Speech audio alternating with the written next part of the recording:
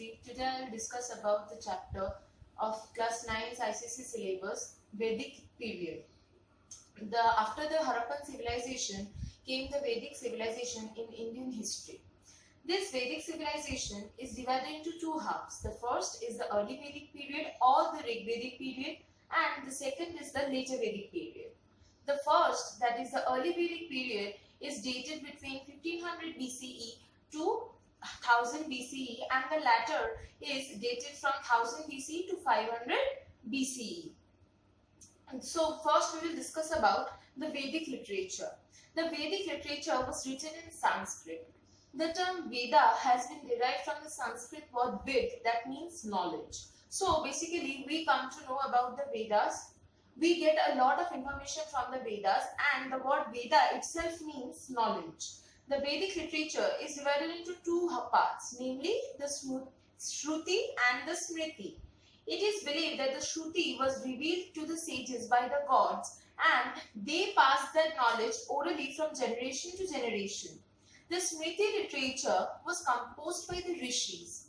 The Vedic literature can be classified into following categories. They are the four Vedas, that is the Rig Veda, the Sama Veda, the Yajur Veda and the Atharva Veda, and their Samhitas.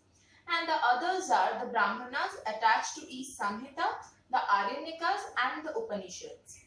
So first we will learn about the Vedas. The first and the foremost Veda is the Rig Veda. It is the oldest religious text in the world and is therefore known as the first testament of mankind. It contains 1028 hymns divided into 10 mandalas.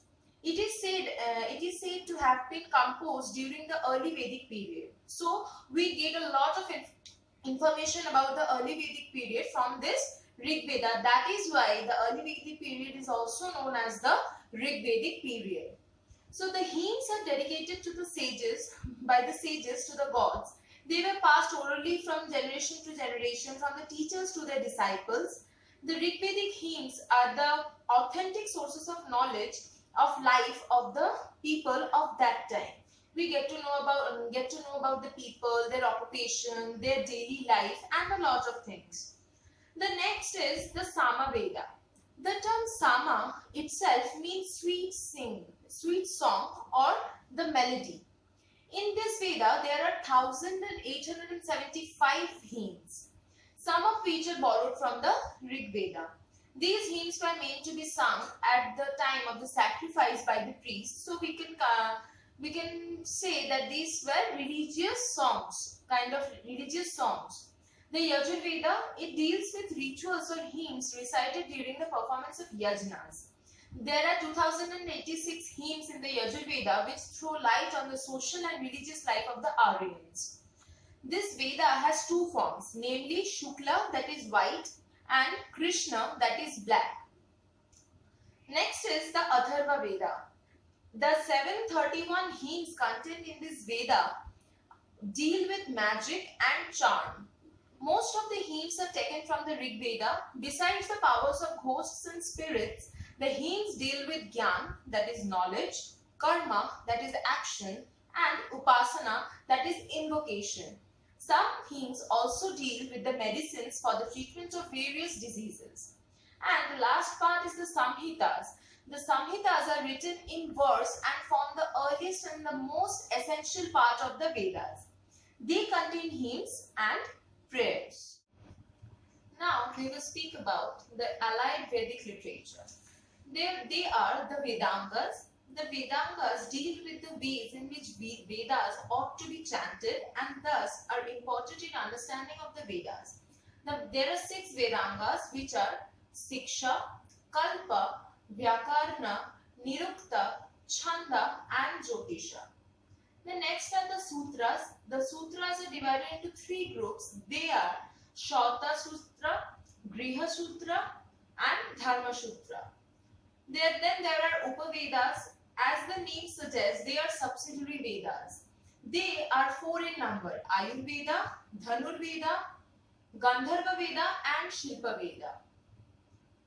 Then are the Darshanas. There are 6 schools of Indian philosophy known as Shad Darshanas. They include Naya Darshana written by Gautama, Vaisheshika by Kannada, Shankhya by Kapil, Yoga by Patanjali, Purva Mimamsa by Jaimini, and Uttar Mimamsa by Badrayana. The Dharma Shastras, the law books called the Dharma Shastras and the Smritis, together with their commentaries, are called the Dharma Shastra. Dharma Shastras were compiled in 500 to 200 BC, and the principal Smritis were codified in the first 6 centuries of the Christian era. They lay down the duties for different varnas as well as for kings and their officials. The Manusmriti gives the description of Hindu code of law, including the varnas and the ashramas. And the last one is the Ashtadhyayi. It is a treatise on Sanskrit grammar by Panini. Information is given about the roots of the words and the context in which they are used in Vedic literature. It is an invaluable source of knowledge for scholars and students. So now we will move on to the next topic, that those are the epics. There are two most important epics in the Indian history. They are the Ramayana and Mahabharata. Ramayana was written by Valmiki and Mahabharata was written by Rishi Vyas. Ramayana was originally composed in Sanskrit. The Sanskrit version is said to be the work of Maharshi Valmiki, who lived in the 3rd century BC. I'm not going in detail about these epics because we all know about them and about the stories. Now we will only discuss about the importance of these epics. These epics tells us many things about the time period, like the polity, the economy, the social and religious structure of the society, and many other things. Ramayana, originally written in Sanskrit, was later rewritten by as Ramcharitamanas by Saint Tulsidas. It shows the ideal relationship between the members of the family, between the king and his subjects, the forces of goodness and forces of evil. The institutions like the family, the kingship, the ideals of virtue, the service from the form the basis of the civilized world. The Ramayana helps in reconstructing the history of ancient India. So this was our first epic. Now we will talk about Mahabharata. Mahabharata was written by sage Vyasa. Mahabharata is written in Sanskrit language. Originally it consisted of 8,800 verses and was called Jaya, or the collection dealing with victory. These were subsequently raised to 24,000 verses and came to be known as Bharata because it contains the stories of the descendants of one of the earliest Vedic tribes called Bharata. The final compilation about the verses to 1 lakh, which came to be known as Mahabharata. Mahabharata also gives us a message. The Mahabharata has rich spiritual and philosophical content. Although for an ordinary reader, the message can be summed up as a victory of good over the evil. For more discerning, it provides a mine for material for literary elaboration. The Bhagavad Gita, which forms a part of the Mahabharata, is one of the most popular religious texts considered sacred by many people in India. The interest of the self might conflict with the Gita does give the answer. That is the secret of the undying popularity of this religious text. It reaches that the soul is immortal. So we get to know about a great deal of things from these two epics. Now we will talk about the two halves of the Vedic period, that is the early Vedic period and the later Vedic period. There were many differences in these two periods. So first we will discuss about them. The first is a society. Family was the basic unit during the early Vedic period, but in the later Vedic period, joint family system prevailed. Women enjoyed equal rights in the early Vedic period, whereas in the later Vedic period, the status of women gradually declined. Rigid caste system was not present in the early Vedic period, but during the later Vedic period, caste became mostly rigid. Gurukul system of education was present in both the periods, and their food consumption also differed. In the early Vedic period, the people ate food like milk, barley, rice, fruit, meat. But in the later Vedic period, meat consumption was reduced was reduced.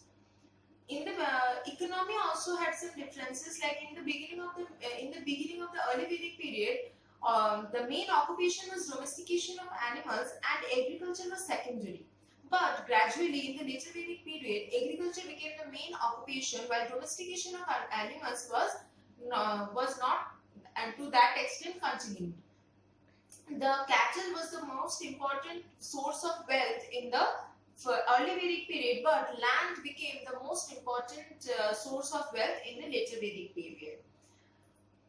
Then we will talk about the polity. Administrative structure rose upward from Grihapati to Brahmini to Vishapati to Jana to Rajan in the early Vedic period, but in the later Vedic period, kingship came to be regarded as divine.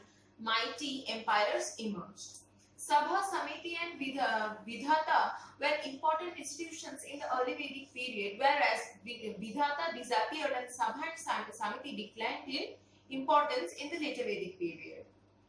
Religion also faced some differences in these two periods. Worship of nature and natural phenomena prevailed in the early Vedic period, whereas new gods like Prajapati, Brahma, Rama, Krishna as incarnation of Vishnu and Shiva came to be worshipped in the later Vedic period.